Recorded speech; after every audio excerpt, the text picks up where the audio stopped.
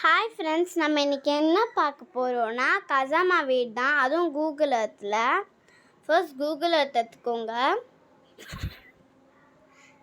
அதுக்கப்புறமா இங்கே டைப் பண்ணிக்கோங்க கசாமா ஜப்பான் ஹவுஸ்னு. அப்புறமா ஓகே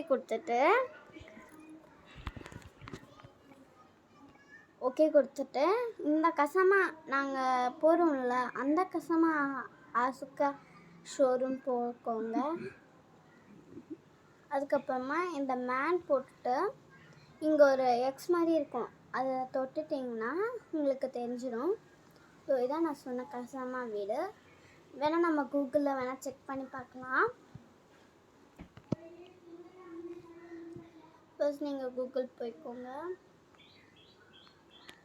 அப்புறமா கசாமா ஹவுஸ்னு டைப் பண்ணிக்கோங்க.